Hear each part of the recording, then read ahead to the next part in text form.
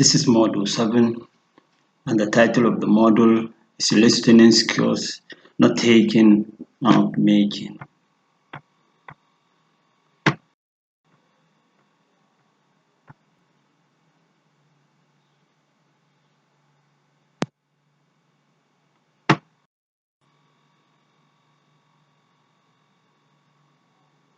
My name is S Abubakar, and I'm going to take you through listening skills, not taking, not making.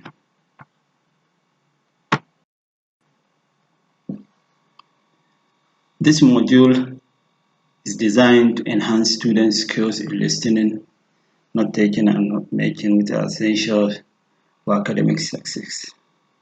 We all know that in our academic pursuits, we listen to lectures, we listen to discussions, we listen to so many things. As well, we also read so many documents.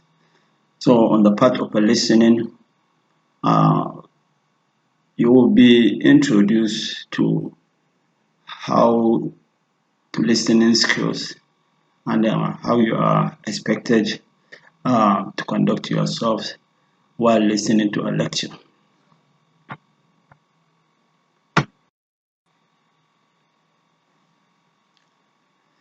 What do you understand by listening or listening skills? Listening is a process of directing attention to and thereby becoming aware of sound sequence. That is, listening can be distinguished from hearing because you can hear sounds without making any meaning out of them. Why? Maybe because you are not paying attention. But as you listen, it means you hear at the same time pay attention or you concentrate to what is being said. In this case, what you hear goes beyond just the ears but to your mind, because your concentration means that you want to get the message. Listening skill is regarded as a receptive skill. What do we mean by receptive? As a learner or as a student, while you sit in front of the lecturer, you are receiving knowledge from him, and that is why it is a receptive skill. This is because when we listen, we hear words string together in structures, and you have to ask, you have the task of understanding the words as well as their structural functional meaning, as using the chain of the thinking going on in the speaker's mind. That is, as you hear the sounds come out, and at that same time you are expected to make meaning out of what you hear. Therefore, the purpose of listening basically is to get the message. That is, as you listen, you want to get the message, the facts, the ideas that the speaker is trying to communicate to you. Therefore, your listening skills facilitate your understanding of what you are studying.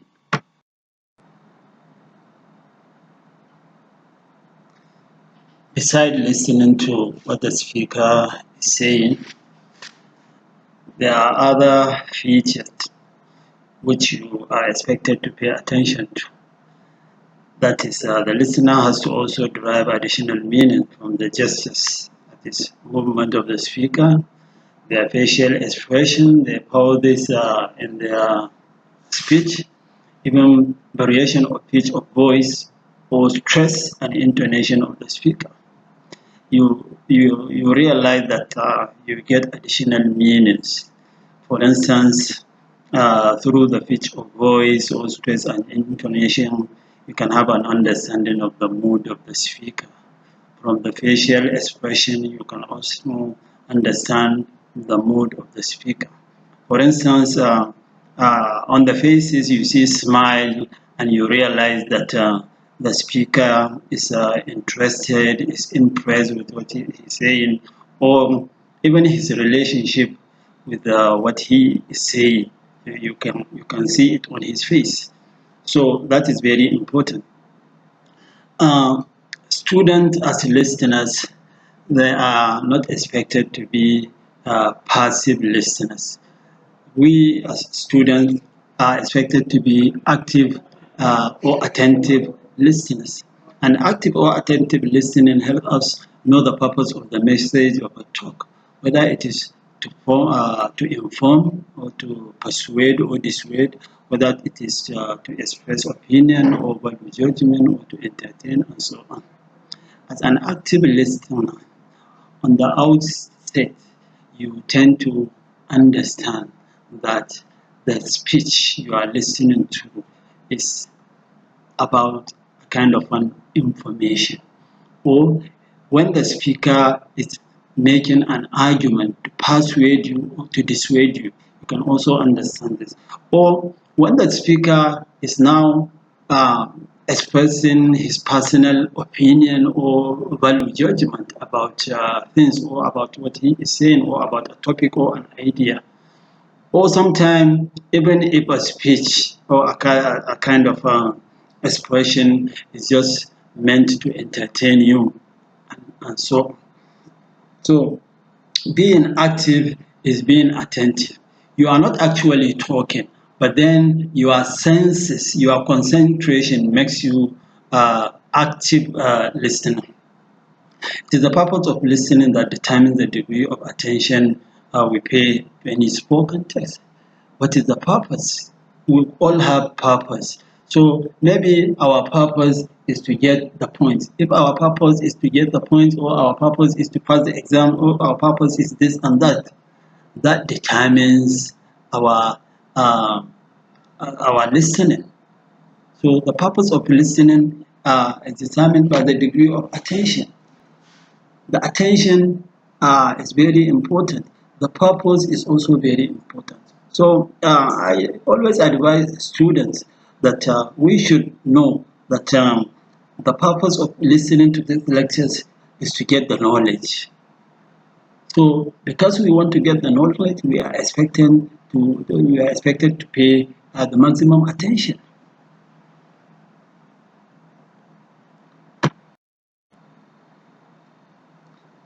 Types of listening. Here we have identified 4 types of listening. Attitudinal listening, which involves factors which affect listening, such as the environment and the individual. What is it that is our attitude to listening? So the kind of listening that is involved here is the kind of listening we are used to. If you are used to a noisy environment, then and someone is not used to a noisy environment, that present a difficulty for that person. So the environment affects our listening. So in an environment where there is noise and you want to listen to what is being said, then you have to pay more attention or get closer to the speaker and some other things. As individuals, we also have our attitude to listening. Are we good listeners at the outset? Because there are people who don't actually concentrate whenever someone or something is being said. So, and what is our attitude? Is that our attitude? Is that how we always are? Or are we those individuals that are always interested in listening to whatever it is being said, whatever we hear with our ears? So attitudinal listening is affected by the environment or by our individuality. Informational listening is the most common one. We tend to listen for message or instruction and for so many reasons, and that is informational listening, when we listen with the purpose of getting an information. Appreciative listening is the kind of listening in which we appreciate some of the qualities or almost all the qualities of a speaker: his voice, his ability to manipulate his voice, whether he raises his voice so that everyone can listen, can hear what he says, and so many things. This is to do with the appreciation. How do we appreciate how the listener, how the speaker speaks, how he provide his ability to provide description, his choice of words, his choice of sentences, and the likes. The last one is analytical listening or critical listening. By being analytical, we are expected to be critical of what we listen to, whatever we listen to, uh, be it a lecture, be it a radio program, whatever we listen to, we are expected to be analytical, because sometimes there could be a problem of the speaker, his bias or his subjectivity or whatever. There are things you can easily believe, there are things you cannot, there are exaggeration, there are this, there are that. So we are, as listeners, I know in a classroom situation you may not find it, because in this case the teacher or the lecturer is just trying to pass an information or communicate on a subject. But in other areas or in other aspects, or in listening to other form of a text, we are also supposed to be critical. Even in a lecture situation, we are supposed to be critical of what we listen from the speaker.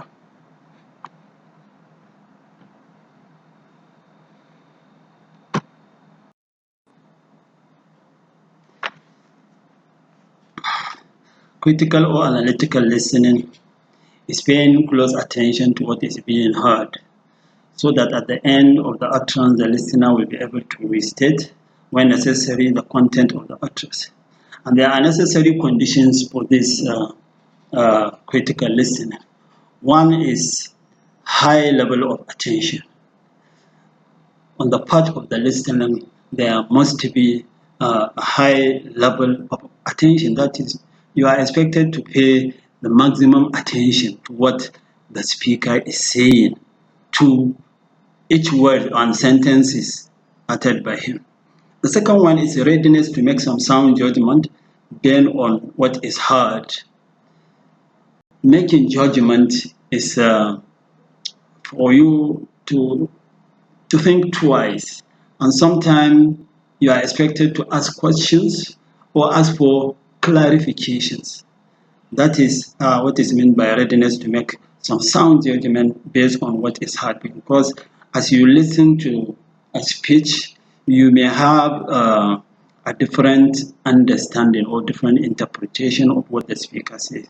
So if you are not sure of what you listen to, or the speaker is inaudible, you ask him for clarification, or to go back to some of the points he mentioned and re-explain them. As well as you can also ask questions if you have problem understanding maybe some points or some ideas. The last one is the ability to filter what amounts to relevance or irrelevance or repetition. You should also understand that certain points can be repeated over and over and over, so you don't have to, if you are taking note, you don't have to repeat taking them again and again and again. You should know that certain point has been discussed, and this is just a repetition, and you should be able to recognize or understand certain points, especially those that are relevant.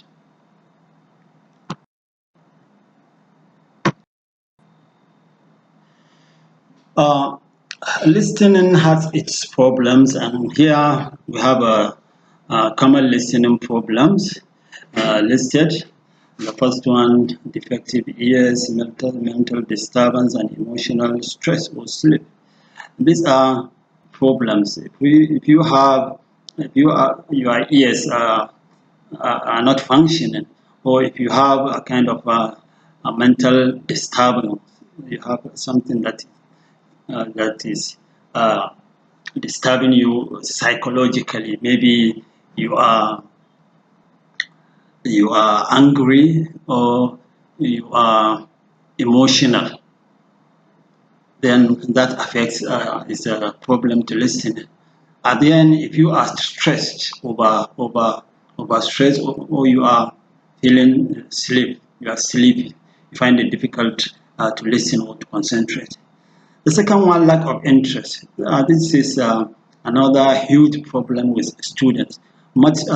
Sometimes students lack interest in some subjects or courses, or even the lecturers themselves. So if you lack interest in the speaker or in the course, you find it difficult to pay attention. The speaker's inefficiencies here, yeah, there are so many speakers. Some are great as they speak, some are worthy of listening, some have their weaknesses. And among the weaknesses of speakers will be inaudible. There are speakers that when they speak, they don't raise their voice so that you can listen to them. But you should know that in most of our lecture venues, we don't have microphone. So in that case, there is the need for the student to be absolutely silent in order so that they can hear what the speaker is saying. Another thing that is part of this inefficiencies is lack of knowledge of the area. If a speaker is discussing or speaking on the area where he lacks knowledge, you'll find it uninteresting to listen to him. Another one is the environment. As we heard earlier, the environment may be unconducive due to distractions or even the weather condition can affect our listening. Our suppositions or prejudices on the subject matter or the speaker will lead to pretending to be listening. Sometimes we tend to have it's like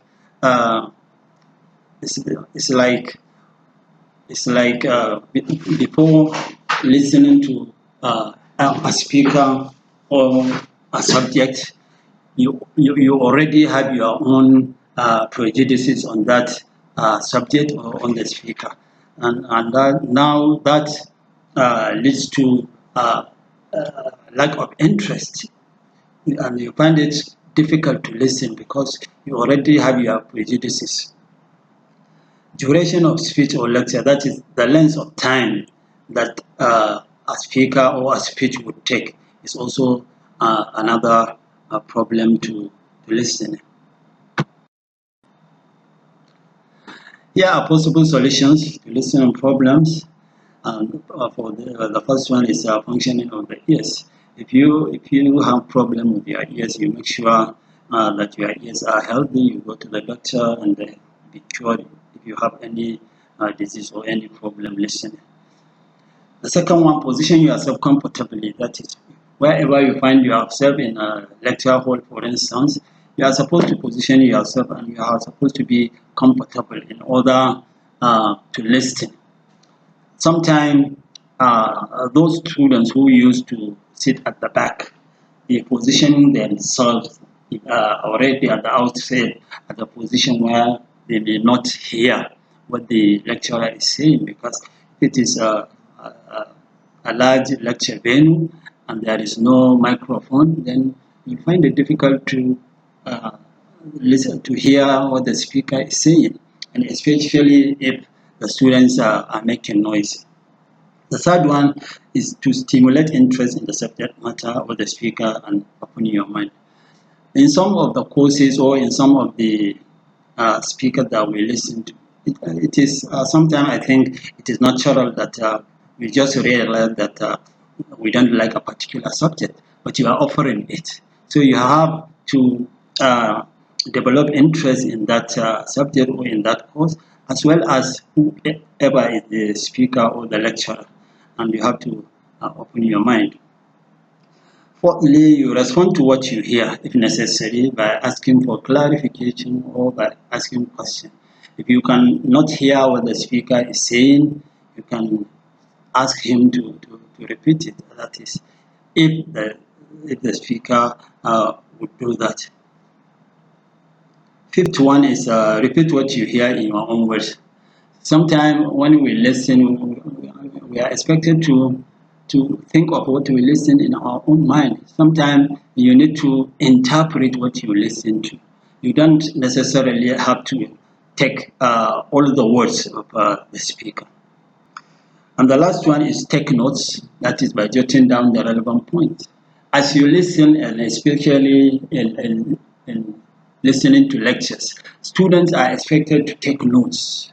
You are not expected to write verbatim all what the speaker says. You cannot even do that because most of the speakers may not be dictating their notes to you. So, but if the speaker is dictating, then you have the opportunity of writing everything.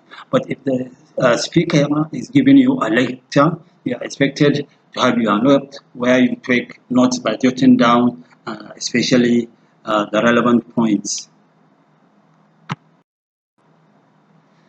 Now, not taking and not making, this is another aspect of this course. And what is not taking? Not taking is just writing down the relevant pieces of information or points from a speech. Whenever you listen, you are expected to take down. And this is not only lectures. You will realize that if journalists are interviewing people, they take note of what the interviewee says to them.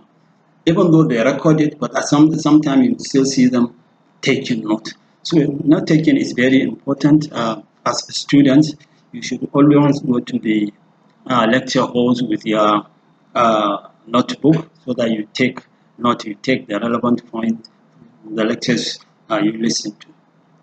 Not making during the lectures, that is when you take notes. And then after the lectures, when you sit down and you think about the points you gathered, you can now prepare your own note. And that is not making. So not making is also an act of writing down information, but this time around in a long and more explanatory form. Thus, it is writing the main points in a form of a prose. There are strategies that you are expected to understand or to consider while taking note. The first one is you need comprehension, that is comprehending the whole idea of the speaker or author before writing. You should make sure you understand what the speaker says before putting it down on your paper. And how do you do this? You do this by using paraphrases, that is the rendition of the meaning of a speaker or author without quoting him. Sometimes you don't have the time to write down all the words the speaker uses. So you can paraphrase him. You can just put what you had the speaker say in your own words. You can also use intelligible abbreviations or acronyms or symbols to replace names, to replace words and sentences. This is another form of taking note by using signs and symbols. If you can do that, you can use acronyms like, for instance, when he says People's Democratic Party, PDP, then you put PDP instead of putting People's Democratic Party. This is it's acronyms, or even use symbols. For instance, there are symbols that represent, for instance, therefore, the, and the like that students are used to.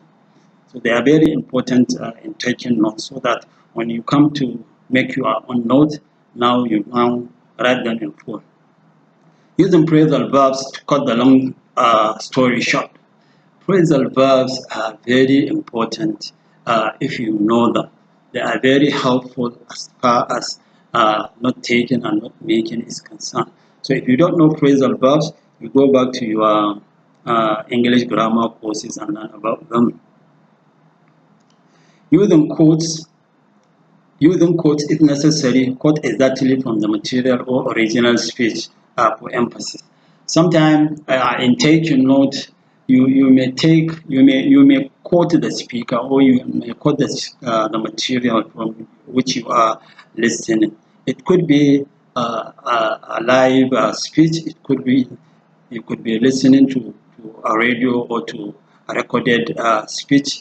You could also be reading from a book. So sometimes it is good when you come to take note some serious points. You can quote them so that they give emphasis that this is what actually the speaker says.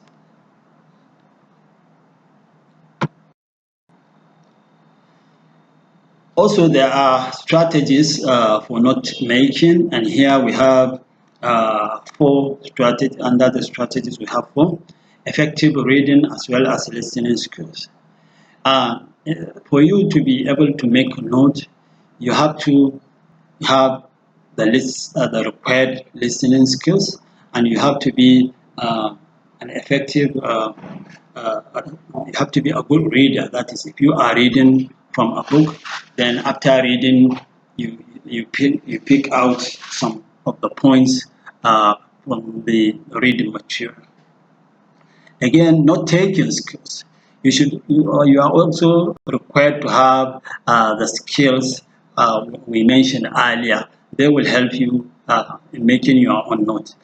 The third one, effective planning or outline or draft of the major points. This is maybe what you have under your note-taking. You might have planned or outlined or drafted the major points, which when you come to making your own notes, you now expand them in your own words and explain them to further understand them. And lastly, development of the draft for presentation. Lastly, what you do is the actual note when you produce your own note. In the case whether you are going to present it, whether in an oral presentation or you are just keeping it for a purpose, you preserve it. So you develop your own draft for presentation.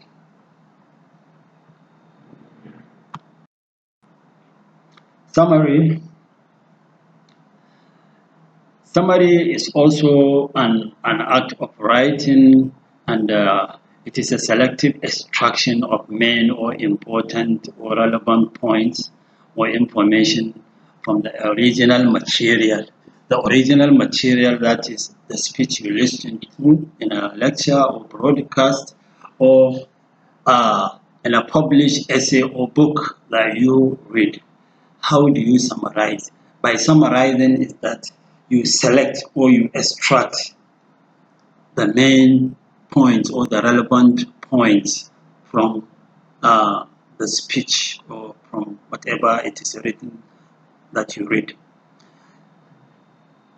So here it says summary is a selective extraction of the main points or information from the original material, putting them in a continuous, logical, sequential, or coherent form. One is required to supply some information derived from a lecture or book, but it demands using so little to say so much. This is where you make the best use of your English vocabulary. Thus, summary economizes words and time. Writing a summary, for instance, in courses, in English courses, there are these two topics, comprehension or summary. In a summary, you will be asked to read an extract or a story, and you will be asked to summarize the story in maybe 2 or 3 sentences. That is summary. So if you listen to a whole lecture, it is possible that you can summarize the whole lecture in maybe some sentences. And that is why it is a summary, and that is why it is a selective extraction of the main or important or even relevant points or information from the original material for the lecture that you hear. So by doing this, it's like you are doing the act of not making, of not taking, as well as not making. So summary in other words is not taking as well as not making, but you are doing the two at the same time. So that's a summary for it briefly. In conclusion, both not taking and not making, they provide a kind of a summary of a lecture or document. By taking note or by making note, what you are doing is that you are providing a summary of whatever you listen to or what you read. The relevance of not taking and not making, and by extension summary, is beyond the classroom. I said it earlier that it is not only students in a lecture hall that take note or that make note or provide a summary. It goes even beyond the classroom situation. So when you learn to do this in a classroom situation, then you can use it elsewhere. And that is why here it says the relevance of not making and not taking and not making, and by extension summary, is beyond the classroom situation or passing the exam. Rather, it is useful in other situations. You may find yourself as in composing a sermon. You may find yourself taking a minutes of a meeting. How do you take minutes? You may find yourself as a journalist somewhere, or you may find yourself as, let's say, a barrister or a lawyer in a court. So all these personalities, they tend to take notes while they listen. If you are a secretary of an organization and you are taking minutes of a meeting, you take points, you take the relevant point, not everything that is said by the people at the meeting. And as a journalist, you do the same thing. Even in a court proceeding, lawyers, they take note of what the other side says. If there is the culprit or who and the culprit is being asked questions, they take note of what the culprit will say in order to use it in their next presentation. So even in court proceedings and some other situation, you will find taking note as well as making note or even summary very important.